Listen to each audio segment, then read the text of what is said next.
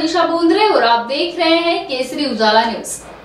शरद पवार ने कहा कि बांग्लादेश में सत्ता परिवर्तन हुआ, सत्ता परिवर्तन के लिए विद्रोह हुआ और उसके साथ साथ कुछ बातें भी हुई।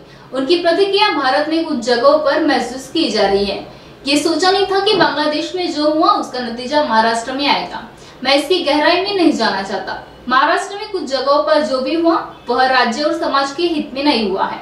आज महाराष्ट्र को शांति की जरूरत है। बांग्लादेश में जो कुछ भी हुआ उसके परिणाम स्वरूप होने वाली घटनाओं के कारण हमें ऐसा कुछ भी करने की जरूरत नहीं है जिसके वजह से आम लोगों को परेशानी हो और जीवन अस्त व्यस्त हो जाए या संकट में पड़ जाए।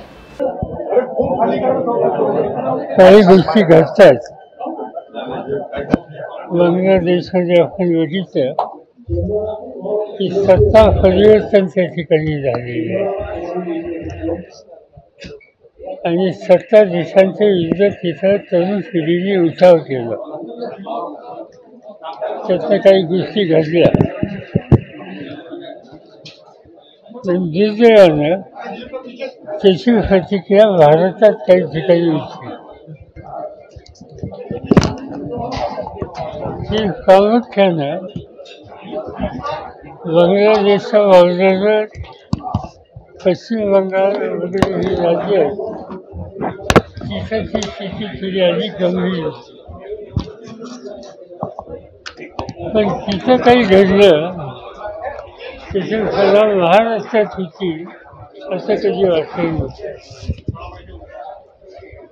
त्याचं मी खोलात जाऊ इच्छित नाही, पण आजच्या परिस्थितीमध्ये समाजाच्या सगळ्या थरामध्ये एकवाक्यता आणि सामंजस्य याची अतिशय गरज आहे। आणि जे काही घडलं काही ठिकाणी महाराष्ट्रात ते राज्याच्या समाजाच्या हिताचं नाही। आज शांततेची गरज आहे आणि ती शांतता प्रस्थापित करायची असेल की समाजकारण राजकारण या सगळ्या क्षेत्रातल्या लोकांनी संयमाचा पुरस्कार करावा आणि शांतता कशी राहील याबद्दलची खबरदारी घ्यावी एवढंच मी आज बोलू इच्छितो। शासनाचं धोरण, शासनाची कारवाई, गृह खात्याची जबाबदारी, त्यांची कारवाई याचं भाष्य करता येईल।